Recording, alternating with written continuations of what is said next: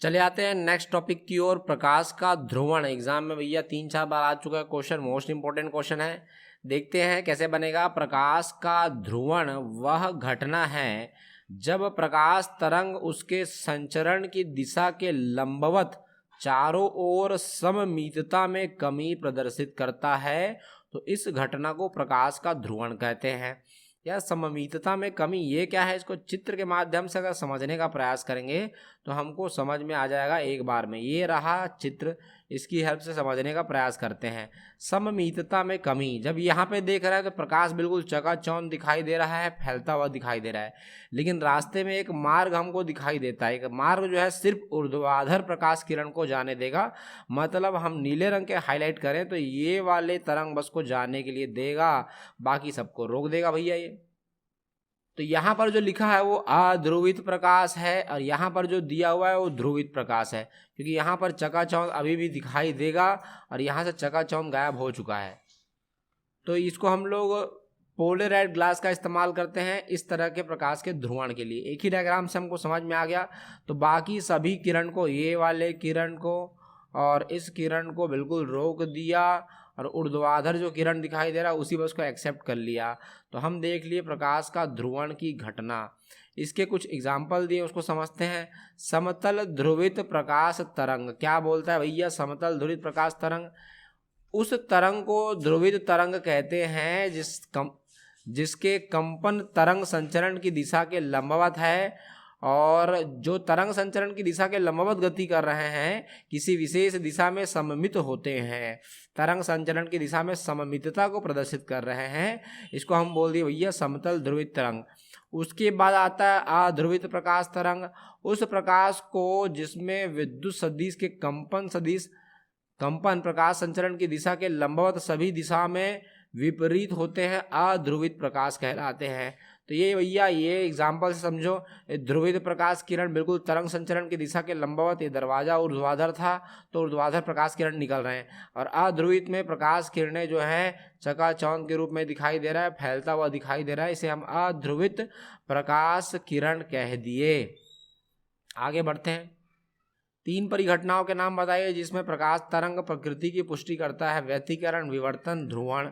Prism में दिखाई देने वाले रंग और साबुन के बुलबुले में दिखाई देने वाले रंगों की क्या अंतर है? प्रिज्म में दिखाई देने वाले रंग जो है श्वेत प्रकाश का परिक्षेपण हो जाता है, अतः निर्गत प्रकाश किरण रंगीन दिखाई देता है। तो यहाँ पर क्या हुआ भैया, ये हमारे पास प्रिज्म था जो इंद्रधनुष में 7 रंग दिखाई देते हैं, बिल्कुल यहाँ भी वैसे ही होगा। ये श्वेत प्रकाश आएगा और 7 रंगों में बढ़ जाएगा, बैजानी, हपी, नाला, ये ऐसा करके 7 रंग में बढ़ जाएगा। इसे ही हम प्रकाश का वर्ण विक्षेपण कह देते हैं। ध्वनि तरंगे विद्युत चुंबकीय तरंगे नहीं है, क्यों? विद्युत चुंबकीय तरंगे में ध्रुवण होता है जबकि ध्वनि तरंगों में ध्रुवण नहीं होता। वो चकाचौंध को कम नहीं कर सकता, ध्वनि तरंग कहीं से भी घुस के आ सकता है। इससे सिद्ध होता है कि ध्वनि तरंगे विद्युत चुंबकीय तरंगे नहीं है। प्रकाश तरंगे ध्रुवित हो जाती हैं जबकि ध्वनि तरंगे नहीं, क्यों? ध्रुवण अनुप्रस्थ तरंगों का गुण है, अनुदैर्ध्य तरंगों का नहीं। तो यहाँ पर तरंगे जो हैं अनुप्रस्थ तरंगे हैं, ध्वनि तरंगे ध्रुवित नहीं होती। तो ये अनुप्रस्थ है और एक अनुदैर्ध्य है। इसके बारे में कहानी सुनाए थे। दीवार पर एक कील लगा दो और कील लगाने के बाद एक रस्सी बांध दो और अप एंड डाउन मूव कराते हैं तो रस्सी बिल्कुल ऐसा दिखाई देगा, तो इसको हम बोल देंगे अनुदैर्ध्य तरंगे।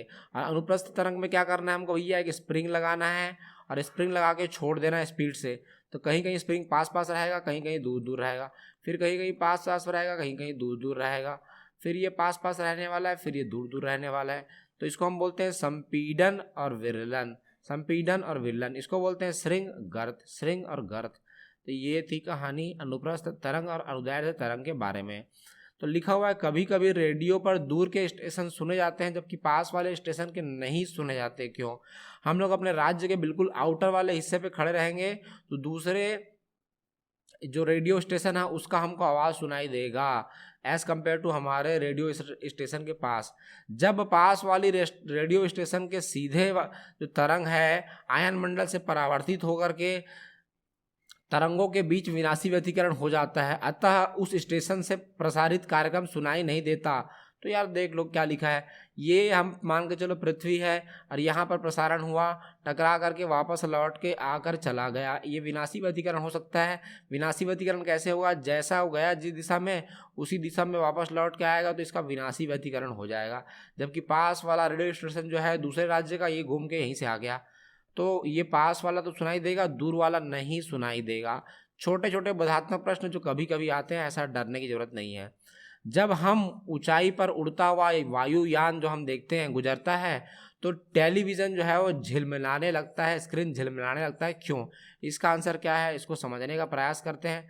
तो यहाँ पर हम देख पा रहे हैं कि जो टेलीविज़न जो है, ये रख दिए टेलीविज़न, और टेलीविज़न के ऊपर से क्या आने आ रहा है भैया, ये घर में लगा हुआ छतरी है, यहाँ से सिग्नल आता है, ऊपर से सिग्नल को कैच करता है। अब होता क्या है, इसके ऊपर मान के चलो कोई वायुयान गुजर रहा है। अब वायुयान जब गुजर रहा है भैया, तो वायुयान जब गुजरता है तो ऊपर से जो तरंगे आ रही हैं, ये तरंगों को रोक दिया और वापस भेज दिया उधर, तो विनाशी व्यतिकरण हो गया, तरंग यहाँ तक पहुँच नहीं पा रहा है। इसलिए कुछ सेकंड के लिए टेलीविज़न हमारा झिलमिला जाता है जब ऊपर से वायुयान गुजरता है। ये थी कहानी। कंपन तल क्या है भैया? कंपन तल वह तल है जिसमें समतल ध्रुवित प्रकाश के विद्युत सदिश के कंपन और प्रकाश संचरण की दिशा स्थित होती है। डायग्राम की हेल्प से समझेंगे तो और अच्छे समझ में आएगा। ध्रुवण तल क्या है? ध्रुवण तल वह तल है जो कंपन तल के लंबवत होता है। ये देखो भैया, डायग्राम की इस पर से हेल्प से समझने का प्रयास करते हैं। तो ये जो बॉक्स दिख रहा है ABCD, ये दिखाई दे रहा है, इसको हम कंपन तल नाम दे देते हैं। इसी के अनुदिश जो है तरंगे तरंग संचरण की दिशा में आगे बढ़ रही हैं, इसको हम बोल दिए कंपन तल। और कंपन तल के साथ 90 अंश के कोण पर एक तिरछा वाला लाइन दिखाई दे रहा है, ये 90 अंश के कोण पर एक लाइन दिखाई दे रहा है, जिसको हम ध्रुवण तल कह देते हैं।